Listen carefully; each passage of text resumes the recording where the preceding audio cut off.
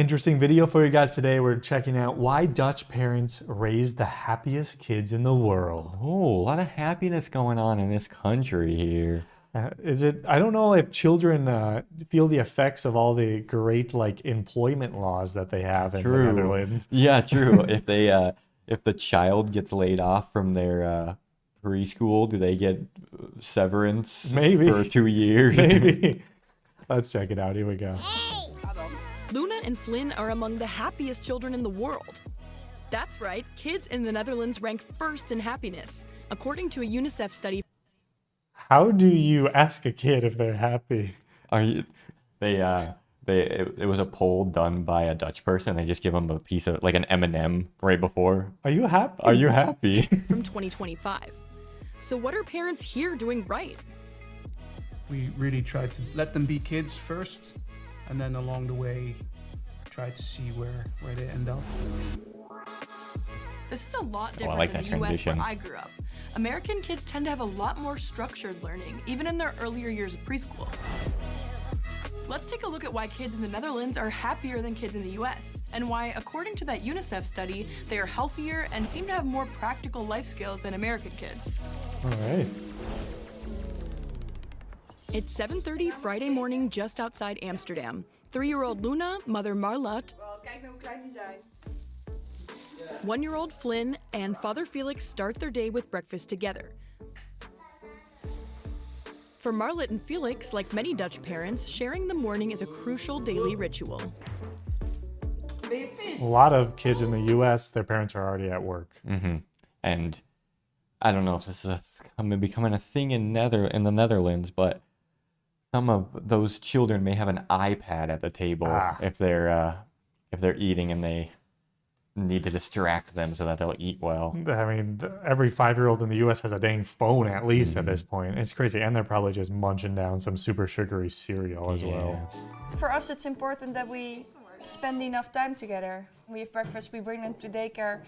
I go to work, and then maybe sometimes I have plans in the evening as well. And I only see them in the morning, that 1 hour, 1.5.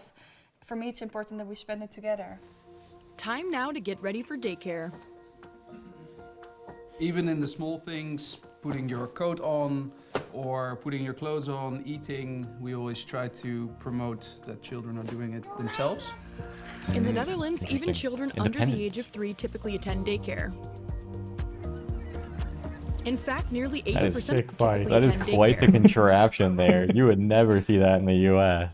Is it? So that's only on... It's only on 2 wheels still. That's the most Netherlands thing I think I've ever seen in my entire Oh my life. gosh, they don't even do the training wheels on the some bikes in the US, like my dad back in the day had something where it's like a hitch on the trailer and then he pulled us on his bike on the thing in the back. So they don't even do that there. They're staying on 2 wheels. In fact, nearly 80% of them do. That's double the EU average. But still, daycare is expensive to say the least. Families do receive support from the state, but costs are a burden nonetheless. Luna and Flynn attend daycare 3 days a week. It's all privately owned, so none of the daycares that I know of are public. These are often increasingly owned by private equity firms, so they're in it for a profit, which is okay, but it does jack up the price a little bit compared to maybe public versions in other countries. So many people are not too happy with this model. Not in the Even US. so, receiving Interesting that that's even a thing. I wouldn't have thought of public daycares ever being a thing. In Europe, or they definitely have it in France, don't they? Maybe, I think yeah. France, probably the Nordics probably have something like that. I mean, in the US, it's not even heard of. I mean, maybe if you count the kids club at school as yeah. daycare.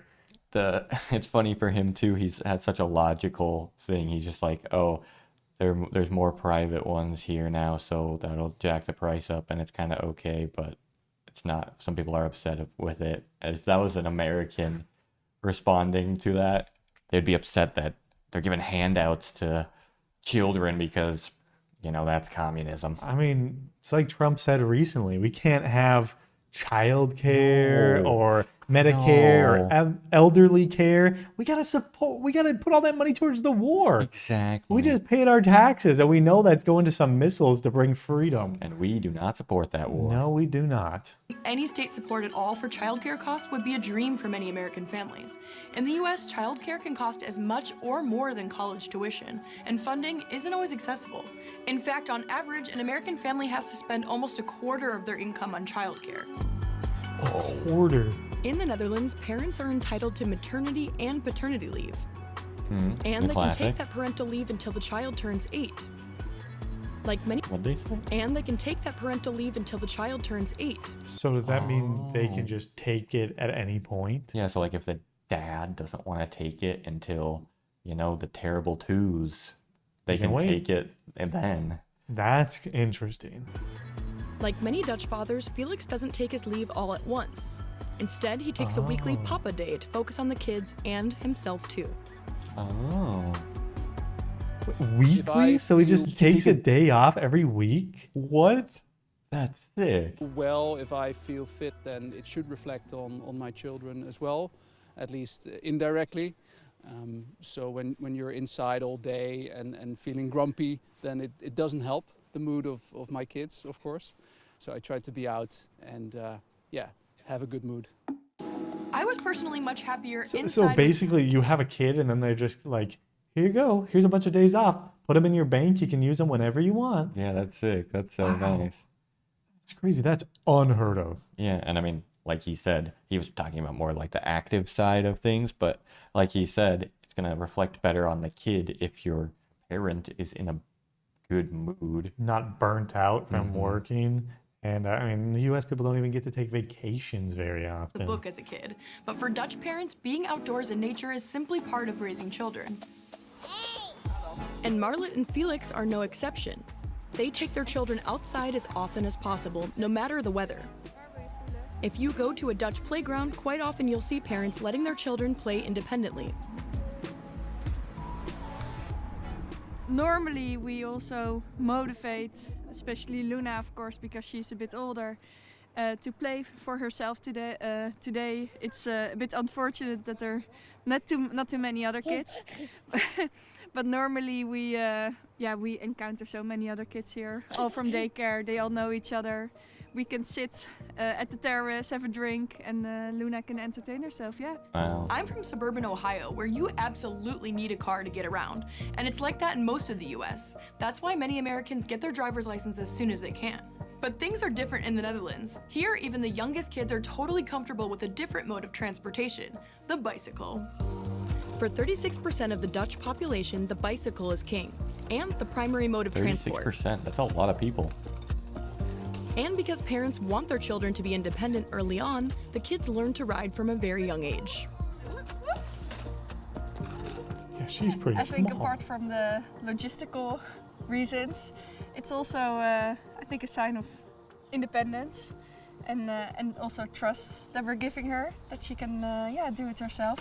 Obviously, she still uses the exercise wheels, but I'm guessing with her Exercise speeds wheels. we can quickly The take them off. training It's wheels. a no-brainer that you get a bike on your 3rd birthday. Yeah, so Why would they call very them typical. exercise wheels? I don't know. I don't know where like that translation would come from. It's like if you're training for something, you might do exercises to train for it. Yeah, And it's just, I don't they know. really got a leap there. That's really interesting. For many Dutch parents, family ties are indispensable. Luna and Flynn's grandparents come by regularly to babysit. But it's more than just support with childcare. It's very important for us to have our parents close to us raising our children. I think it's so much fun for them. It's so nice for us to see them more often, see them weekly, spend time with them.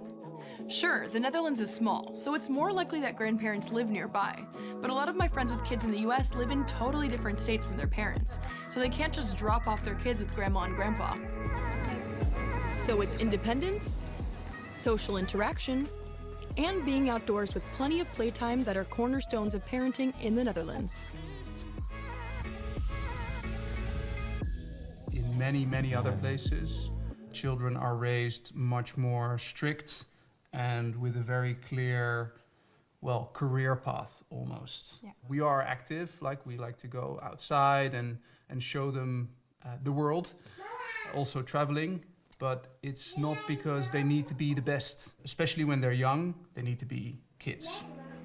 The Netherlands is not necessarily Makes sense. paradise on earth. Like any other country, it has its problems. But having happy kids is a good start to a happy society. What do you think about the Dutch way of raising children? What do you think about it? I think it's superb.